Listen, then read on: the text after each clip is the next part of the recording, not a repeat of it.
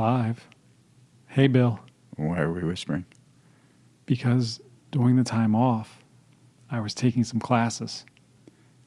And apparently, this is how you sound more professional and dignified. So I'm going to do my best NPR voice from now on. How you doing today, Bill? Woohoo! I can't fine. commit to that. I can't do that Why not, Katie? because I am never quiet. I think if everyone talks like me, we'll put them to sleep, and that could cause car accidents. If everybody talks like NPR, they'll respect us more, Bill. You keep telling yourself that, Sean. All right. But we have listeners in Australia, so I feel like we're well respected. What does that mean? As far as we know, We have a global presence. we have Bill. a listener in Australia, as far as we can tell. What up, Drew? All right. And Bill we're was in live. Tahiti for quite a long time. Bill was in Tahiti. How was it, Bill? Tahitian. Ah, And I had a sounds lot nice. of errands to run. Katie was running errands. So many errands. And where were you? Oh, you were here. You were holding down the fort. Where was I? I was doing work. He's sitting here alone, like twiddling his fingers. I was waiting not for alone. us. I was chatting with David Goggins. That was a good episode. It's a fantastic episode. If you guys haven't heard it, go back and listen. Not complimenting myself. I'm complimenting myself. Yep. I would normally plug here that you should register for CompCon, but we're sold out. So Sold out. David Goggins keynote in there. yeah. So now that we're back, a couple of things to cover today. There's been comp in the news, if you will, and two interesting but slightly separate topics. So let's dive in. One of the ones that first caught my eye, and I'm interested in your guys' take on this. There was an article in Forbes recently. We'll put a link in the notes. But it was around, I think the title was, if you're looking for a job, now's the time. And it was around a bunch of data that had recently come out from Robert Half. And so I'll just go over the first couple of things here and then we'll dive in. It said a couple of recent studies from Robert Half based on surveys of 2,800 U.S. employees. One said that 73% of workers are researching their current jobs online to check out their market value. Probably not a huge surprise there. But it is up from 54% 2 years ago. And 46% of U.S. workers that were surveyed in this believe that they are underpaid. They're not necessarily drawing a connection to those two. It just happens to be the case. And on top of that, 43% of employees surveyed plan to look for a new job in the next 12 months. The highest reason that they cite is better pay. So, let's dive in. Okay. Where do you want to dive in first, Sean? Well, there's a couple of trends that I would pull from this, right? It doesn't shock me that people are going online to try to figure out what they should make. That happens whenever the economy's going well. I think that's a key indicator of it. People feel good and feel like they should be doing better. Yep. When companies are doing better. Yeah, and I think one of the things we can dive into is the underpinning of that, which is that the 3% raise every year. Which they do cite in here somewhere. They do cite in this later. Yep. But I think it also, to me, shows that we're probably not communicating with managers and certainly employees on a level that they understand why they're paid what they're paid and what they might be able to do to increase it. If that's the case, if they're like, hey, I'm underpaid and I'm going to go look for a new job.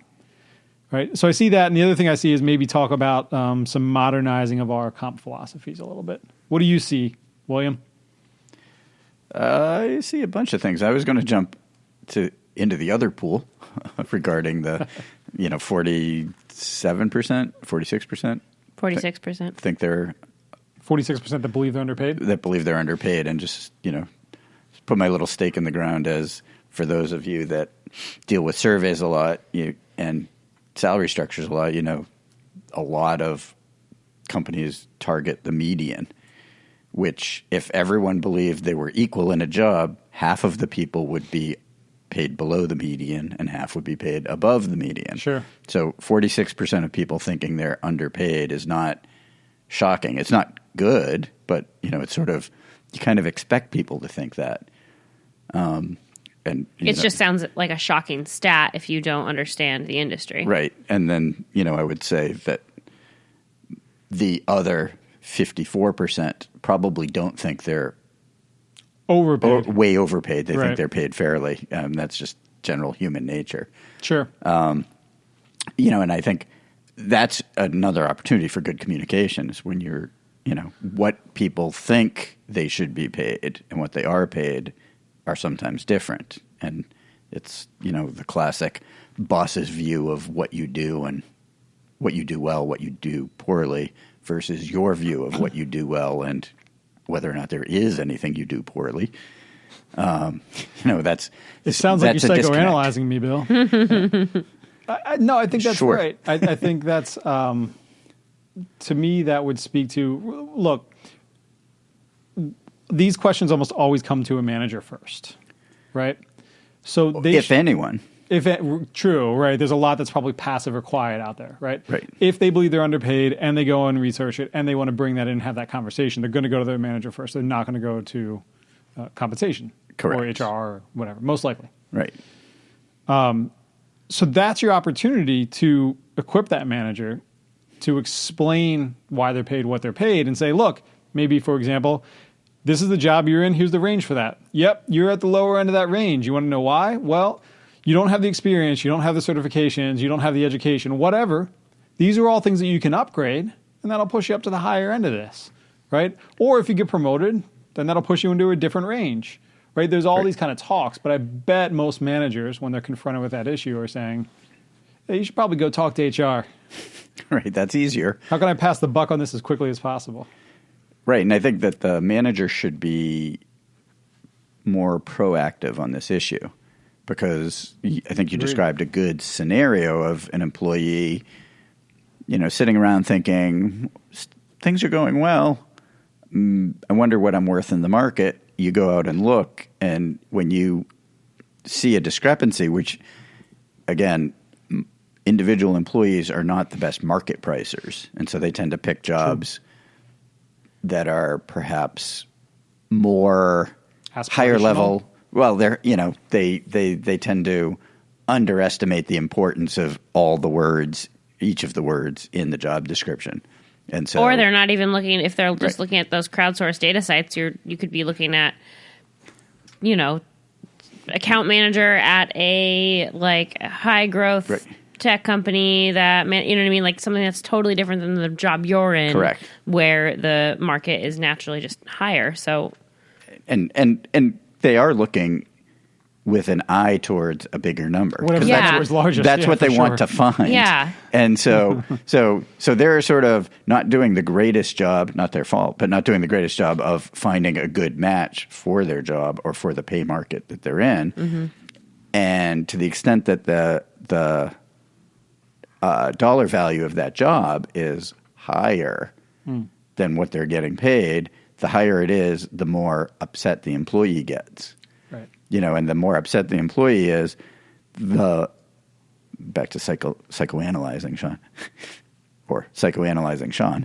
Is there a comma in there, I was Bill? going to say the importance Exactly. of the comma. I'm not the punctuation king.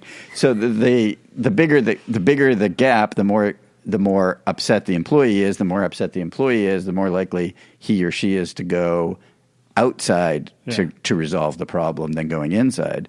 So if the next step after Bill the employee says I'm underpaid is to go looking for jobs, I've now set a process in motion of going out and looking for jobs, which in reality a lot of employees are hesitant to do, which is why retention rates are relatively high among most employees at most companies. So once I start though, then I start seeing what's going on in the outside world. And then you have the grass is greener effect of, Yep. oh, that company has a better culture and they're cool and they have, cold brew coffee in their office or whatever it is. Sounds familiar. Exactly. The cool culture and the cold brew coffee, I mean. Yes, and they have a great guy like Bill Coleman, but the And an okay guy like Sean Levana. yeah, Now we're stretching it. and a wallflower Katie. That's how I describe myself Yes. usually. But once that process starts, then the person is mentally not necessarily committed, but they're mentally in the mode like, of open that switching door. jobs. Yeah. And so by the time they come and talk to their manager or HR, they now have more momentum. They have half of a foot out the door. At Exactly. Least, if not, yeah. And so now you're in now as an employer, as the manager or HR, you're in defense mode. Right. Whereas if you explained how the process works and explained the differences between different jobs, educate the employee a little about like how we, the company, market prices, then that person may look with a more careful eye, a more cynical eye when they're looking at whatever websites they're using to find comparable jobs. What if the information they find is accurate? I mean, then we go to that. I feel like maybe we've talked about this before. If you have to decide for yourself of whether going back, I always reference it, but the Patty McCord example of can we afford to lose that person, and can we? Well, I'll tack on another one that I was just wondering about. It's a Netflix example as well, Patty McCord, which is they would often say before the California Fair Pay Act, the only way that they would get market data is they would encourage employees to go out and get offers, right? And so that always was interesting to me, Bill, because of the point that you raised, right? Like psychologically, you're probably halfway out either way, and maybe that's a way for them to kind of just let them go, Maybe, self-select maybe, yeah. people that aren't committed. And they get that data back. But I would think those data points still have that same problem, right? Which is that it is, to the point that you made, Bill, it's not always the employees. It's not the employee's fault that the data that they have available to them isn't the same as what HR typically has to them, right? Right. HR is going to have HR sourced data from a whole bunch of companies, thousands probably, that's going to better triangulate that employee, their responsibilities, and the pay for the market for their Right. job. When an employee goes out to a site or gets an offer, it's typically one data point, maybe a couple. Right. Right. So, sorry, I'm tying two things together here, but it's interesting to me that psychologically companies would let people go do that. To your point, though, Katie, if it is accurate. Wait, the Netflix example that's a tricky one because if you're Netflix or, tossing in our usual, cast of characters from the Bay Area, Facebook, Google, if I'm HR there, I'm perfectly happy to let my employees go out and troll the market because I am a high payer and I can afford to and have a policy or philosophy, parentheses, no inside information here. I as one of those employers, can counter offer. You can set the market. And the employees know that, and the managers know that, and HR knows that. So it's easy to be confident enough to say, go out and go see what you can do in the marketplace. If you're, regular run-of-the-mill company and you have good employees, I would hesitate at doing that because if you've got somebody that you really want to keep, you don't want that person out in the marketplace, and your top competitor could pay top dollar. Back to the Patty, sort of a variation of the Patty McCord thing. It's like, can you afford to not overpay, like the top salesperson from your direct competitor? Sure, and in California specifically now, or in Massachusetts where we're recording this, can you pay them? Can you overpay them, but also pay everybody else under that? That is Correct. the same Right. role. Right. Which used to be okay. Like there's all those Right. stories of that happening, especially in the Silicon Valley. Right. And can you get away with that now? Would be the best way to ask it. Yes. And I think there are ways, but it's A lot of gray. A lot of gray. Yeah. This isn't the gray legal law podcast. No, we are not lawyers. But I think, Katie, to your point is if you do find out that one of the things we see a lot is an annual take on the market, right? So we updated our surveys annually. Here's where it is. We'll give you an annual raise, whatever, right? I think one of the ways to think about that is, has the market shifted faster than you've been keeping up? Are there new skills emerging? Are there new certifications that are arising that you need to take into account that you have not before? Because the example we always cite: a software engineer is not a software engineer. Yeah, yeah. It's just evolving and changing too fast. A marketer is not a marketer. Yep. Right? There's a bunch of these examples that you can cite because of the skills, certifications, just the way the market evolves that you need to stay on top of probably more than annually. Right? It's Yes. probably going to creep up faster than that in a lot of roles. And I think you need to make sure that when you're talking about an individual job or an individual person, is that job or that specific employee part of the broad everybody gets 3% once a year group, or Right. are they in hot skills, hot jobs, superstar performer? They're getting promoted a lot, right? So maybe they haven't gotten the 3% raise because they're getting promoted every year, or they're getting, one of the, if you go back to the Mark Zipko podcast that we did, where he said, well, even if you only have a certain budget, don't give everybody 3%, reward your top performers better. Yeah. Right. And keep that in mind, and be comfortable reacting when your top performers come back. What can you do to keep that person on board if that's in the best interest of the organization? And to the previous point of you have to pay all of your comparable people comparably. You don't have to do that, I believe, anywhere yet with performance. So if you can provide performance-based compensation to that top performer, who by definition, a top performer is a top performer. Yeah. So they would for get that top breakdown, pay. Bill. Yeah, thanks. We keep you around for those valuable insights. That was a tough one for me, so I'm glad you're here. I could spell it for you. No, T-O-P. I think that's interesting that if you continue to read this article, one of the things that it says is top rated employees this year have gotten raises averaging 4.6%, as opposed to, I think our salary budget survey found 3% or 3.1%. I think it was 3.1. 3.1%. Don't quote me, Overall. but that sounds right. Overall. Overall. Not for top performers, sorry. Right. Good clarification. But to me, that gap's not that big. Correct. Although, again, it's the average. But is the averages, perception to those people that it's that big? They probably don't know. Fair. But I think we're veering into, podcast 43 now, but the top performers are promoted more frequently, and promotions, How do you capture with air that? quotes, are coming more frequently than they were back in the Mad Men days. Right. Oh, for sure. Yeah. And so promotion increases aren't included in regular salary That's increases. And so, Right. So how do you capture the percent that are moving into a new role as opposed to Right. just getting 3%? But I would assume that this says that same thing. So if you're a top-rated employee, you're staying in the job, 4.6 is what you're getting versus the average of about 3 to 3.1. right. Well, and what's top, who are the top performers? How big is that pool? And it might, Who's been promoted out of that pool? well, and I imagine that the top performers are like the top 25% of the company or something. Yeah, bell curve distribution probably, right? But the ones that should be getting off the charts increases is the top 5% or the top 10% at most. So again, you're diluting. If you have a big pool Fair. that you're calling top performers, it will bring the average down. Yeah, you need to identify your Bill Coleman's of the world, the top 5%. Make sure Alphabetically, yeah. Make sure you're taking good care of them, right? Yes, When you get to your Sean please. Lavanas of the world, you're like, 3%. It's probably fine. Right? That's what we're saying here. It's sort of rich.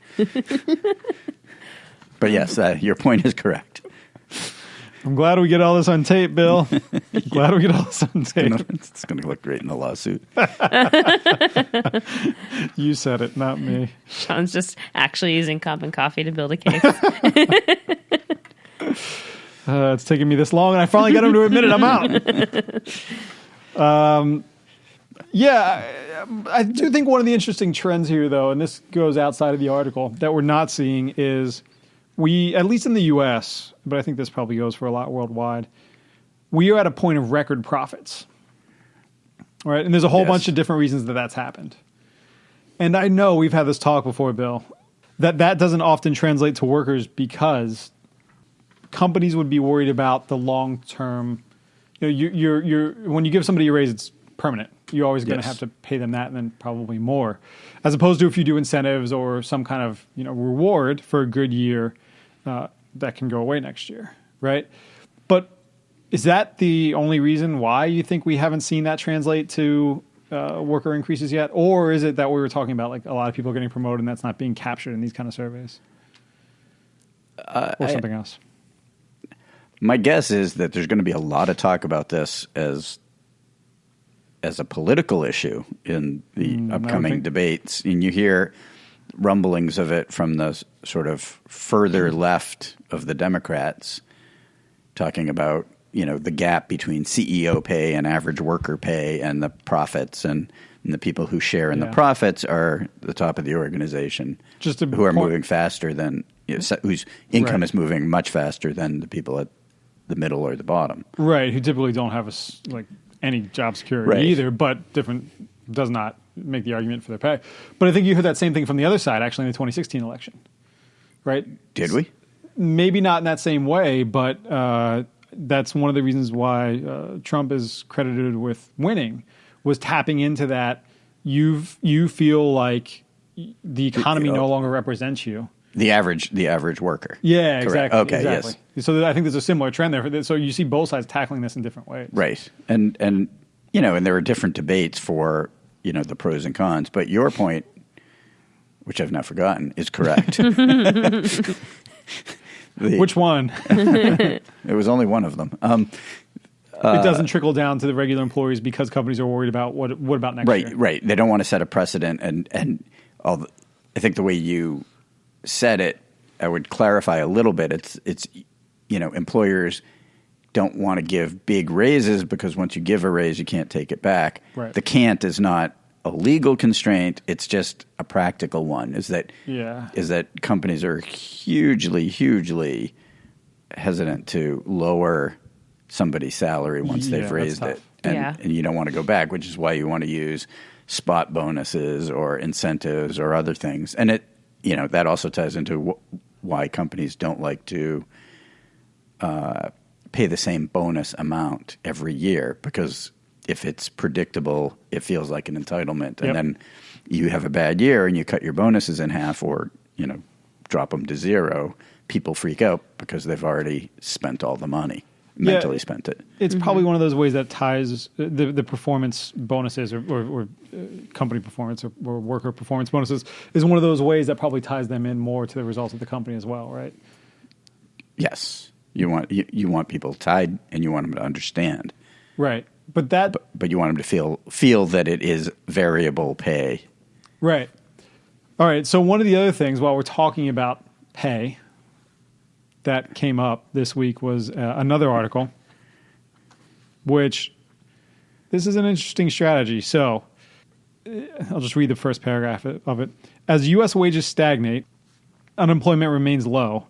About 12% of companies, including Walmart and McDonald's, are offering a new perk to attract workers: on-demand access to earned wages. So, in other words, they're not paying them, well, they still are, but workers don't have to wait for their paycheck every week, every 2 weeks, every month. Whatever they've earned, whatever they've basically accrued, they can tap into and withdraw. One of the reasons they're saying they're doing this is because what is this percentage? 78% of American workers live paycheck to paycheck. And so they're saying that this gives them earlier access to that money. I want to talk about two things here. One, and by the way, in order to make this happen, workers that use this service, this benefit, have to pay a transaction fee. And it's not as bad as like payday loan places, but it's not great. So let me ask, I want to tap into two things here, which is, does this type of benefit just exacerbate the problem overall? And again, I'll revisit what we were just talking about, which is wage stagnation. Should there be a better way to solve that to help the week-to-week stuff? And B, while this is one of those interesting areas where this is a benefit that falls into compensation, but we see a lot of companies investing more into benefits. If one of the reasons this is happening is wage stagnation, well, why are we putting more money into benefits? Does that make sense? Well, why aren't we putting more money into wages? Yeah, right. That's a better way to say it. That's why you're here, Bill. Okay. I mumble through something. You come up with an elegant way to say it. I don't know that I can answer any of And then these we carry questions. on. 75% of fewer words. I don't know that I can answer any of these questions. I just want to jump back because I'm looking at the article now myself, and you skipped one word, which I just think is important. The word is controversial. I did skip that. I know, and you skipped it on purpose, I'm guessing, but just for the audience, because I'm sure somebody's out there going, that seems, like it would be controversial, and it is. I was just trying not to play into the hype of Right. the article here a Right. little bit, but Right. You were trying to have an unbiased view. Well, the article has a spin, Bill's gonna but it's Very take that right down. But it's funny because it's the headline of the article says that companies are doing this to entice workers, to entice new employees. Effectively, you get access to your money faster. Faster after you've completed whatever the work cycle is. Guessing it's primarily weekly. But I don't know that. I just like, how does it logistically work? Like, how do you even? All right, is someone, is the payroll person constantly just doing payroll? I don't know. I don't know. I mean, I've seen some of these things before where you basically get a debit card and the money gets deposited. that would on be your my card. guess as to what it is. I'm looking it up now. Like a FSA or HSA type of thing. Yeah, or just your like a prepaid. Yep. They Yep. just almost prepaid like card. You're It's like probably a right. gift card. Like an FSA, like you get the benefits card with Yeah, it. And you yeah. just use. Yeah, probably that. But and that I think some of these companies may be paying the transaction fees, which I'm not sure why. Walmart was paying a portion of it. I'm not sure why they. At some point, like a Walmart is big enough, they could actually, I presume, do it themselves. True. But the idea is it takes people who don't have bank accounts or have to wait for checks to clear. It takes them longer to get a paycheck cycled through. Right. But most payroll companies do direct deposit into bank accounts, so that typically white collar workers are getting their money and you're getting access to it relatively Instantly, quickly. yeah. But that's it's a combination of payroll directly into a bank account, and if you don't have a bank account, or you have a bank account that has fees, Yep. you don't want that. You don't want to wait. You don't want to bring your check in to get it cashed, and then you have to wait a certain period of time, or you go to check cashing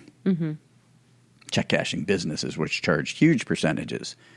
And often they will only take government issued checks or corporate checks from certain employers. I'm not really sure Yep.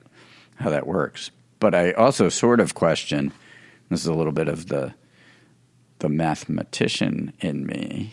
It's like all this is like a phase shift. If you're, sorry for getting all dorky on everyone, but if you get paid once a week and you normally get your check on Friday but don't get access to your money until Tuesday, then effectively you get access to your money every Tuesday. So after you start a new job, you get, Yep. once you start the job, if you can make it to the first Tuesday, then you're getting paid every week. Presuming you work approximately the same number of hours, you get approximately the same amount of money every Tuesday. Mm-hmm. And so I'm not sure what you gain from moving that access to money forward after the first time. Isn't it that you can access the money instantaneously after you work? So if I am living paycheck to paycheck, then I can, after let's say I have an 8-hour shift every single day, then every night I can. You get today's pay? Yeah. Is that what this is? Yeah. I thought so. Yeah, you can get it that frequently, I guess. It's said, I think, people take on. I'll go back to the stat that it said in there, but I think it's in a lot of states you have payday loans, Right. which this is competing against for a lower fee and easier access, so that you're not taking out money and waiting until you're paid. It's whatever you've earned that you're getting paid, and you can be paid daily if you want. So I guess the point of the transaction fee is probably to avoid what I just said, that they're doing it every day, right? Depending on how high the fee is. It does say some of them charge quote unquote per wage pull. So yep. Right. But others do a flat monthly fee. Interesting. And it said on average users take out $66 once a week. Whatever that, I don't know, that's lacking context. Yeah, I don't. But it did say that one of the examples that they have in here, it's designed to work with those being paid via direct deposit or to a prepaid card. So it sounds like maybe they just, it sounds like they are in between you and your payroll, maybe? I don't really know. Well, if it's If it's designed to be direct deposit, then that kind of debunks what you were just saying a second ago. Then, right? I mean, it's speeding up the clearing of the deposit, but like deposits don't take very long No, those are quick. to clear. Yeah, it's not like you're having to go like through all the hoops that you were just talking about Right, to and get so your check. Right, and I'm still confused as to where the gain is For the worker? for the worker. Just more, I agree with that. It's a good question. My only thing would be just more real time. But they lose out on fees and stuff in between, which Right. that's the trend, sadly, right? I mean, I would think that the movement toward a $15 minimum wage would be more Well, that's what I'm wondering. more valuable or more useful than getting access to a lower wage faster. Right? That was my Not that it's one or the other. that was my opposite of eloquent question at the top, which is if wage stagnation is the problem, and we're seeing people have to take out, for example, payday loans or live paycheck to Right. paycheck as a result, like that's a lot. If we believe that percentage, and I guess I do, like a lot of people, 3/4 of Americans live paycheck to paycheck. Is the problem then not the frequency of pay? Because that's just, no matter how frequently you do it, it's just going to get worse in habits, right? Yeah, if Is the problem then not, you should probably figure out a way to pay a little bit better. Right. It sounds like an addiction model, you know. Yeah, I Yeah. think that's right. I think that's right. You're in that trap, right? Right. Where you're always having to make debt payments, and then you're always having to make, you're right. Right. Like on top of your normal payments when you take out a payday loan, like so on top of like you have to pay the mortgage, you have to pay your car bill, you have to pay your insurance, right? Whatever, all your normal kind of stuff. Then you also have to debt service, right? Right. Well, and I think there's some confusion, at least in my mind, about like what does it mean to live paycheck to paycheck? Because I think if 78%, is that the Yeah, I think 78 or 73. 78% of Americans. If 78% of Americans, I think a lot of some decent sized subset of that group, it's not that they need this service, it's that the sum of their weekly or monthly expenses pretty much Lifestyle. equals Yeah. their paycheck, and it's it's the rent, it's the car payment, it's insurance, it's food. And that those people aren't necessarily looking for this kind of couple of day acceleration in getting access to their money. probably accurate. And that's why you're looking at, Walmart and McDonald's and those kinds of companies being named here because they have a huge population of minimum wage, Correct. or close to minimum Correct. wage employees for whom it's like the day you get access to your cash makes a difference. Sure. Right. That's probably right. And I think one of the ways that if companies are going to do this and not tackle the larger issue, if you will, is if they do cover those fees for them. I was just looking at Right. one of the websites and it said the fees can be covered by the employer, by the employee, or somewhere in between. So that would at least help. You get more real-time access to what you've earned and you're not paying the fees for it. Right. And it's, I mean, in my mind, it sounds like, back in the, in the turn of the previous century days, you work a day and as you're at the general store and as you leave, like old man Potter is like, I owe you $7.15. Here you go. Yep. For those that can't see this, Bill is doing his best impression and doling out the cash. I think he opened the register too. Yeah, exactly. Although that may have been before registers opened up the cash box. But it's like you hand you. I mean, I worked at a store when I was in college, and got paid cash as I walked out the door, which all got recorded and Sure did. Did. And then since then, you had, well, I'll write you a check. And then since then, you've had, well, we'll have somebody handle payroll for us because this is a pain, right? Right. And stuff's Right. gotten built in between Right. All these processes get the built employer in. and employee. That takes longer and costs Right. more. Right. Right. So, yeah, that's an interesting take on it. Maybe this is a natural regression, if you will, that's going to get some of that out of the way. Maybe not. Maybe this is just adding another Right. layer that's not needed. But with the current setup that we have, maybe this is a better bet, depending on how it's structured. It could be. I think, I do fear that I don't know that I'm going to get to the right spin on this, but I feel like it's addressing the wrong problem. I agree. I don't know that means that these people are doing something bad, but I think that Agreed. there's Your effort is there's a better different spent issue. elsewhere. It's a Band-Aid on a bigger issue. Right. Potentially, at best, it is a Band-Aid Right. on a bigger issue. Yeah, I think that's right. Right, and I think there's something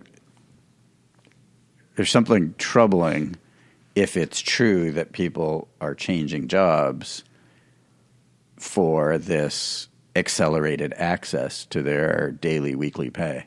Yeah, I wonder guess- if they are. I wonder if they actually truly are. Right. I mean, this is not. Well, companies might believe that that's a competitive advantage. So say you have, I'm going to use two real companies, but totally false scenarios here. A Home Depot and a Lowe's right across the street from each other. They both have associates that they pay minimum wage to, right? One crosses the street to work for the other because the pay is the same, but they have this perk. And they're like, well, I wouldn't mind having my money earlier. Right. Yeah, Right. Could it be a recruiting benefit that way? Maybe. maybe. At that end of the market, maybe. But the bigger issue needs to probably be worked on, which Right. is that we've had wage stagnation for far too long. But that is a huge, huge issue to your point that will get tackled, no doubt, in the 2020 election Right. from both sides. Right. And unfortunately, tackle doesn't mean Solved. solved. Yeah. No, it almost certainly doesn't. Yes, it will be discussed to death, but Then what? yeah, exactly. And it may be up to the private sector to address it, which is sort of the momentum started. Yeah, and you see that That way. happening, right? Amazon Right. paying the $15 minimum wage and a whole bunch of other companies doing the same. Right. And then individual states following suit. That's right. Yeah, individual states raising it up to that as well. All right, well, it was good to have everybody back in the studio again. Thanks for having us. All right, we'll be back soon We will. with other podcasts. Excellent. That's cool. That's a good promise. All right. We might record again at some point. Trying not to be too verbose here, Sean. Boy, it's just or shots all smug. around today. Shots all around today. Shots fired, Bill. All right, thank you for joining in this time. We'll have more coming soon.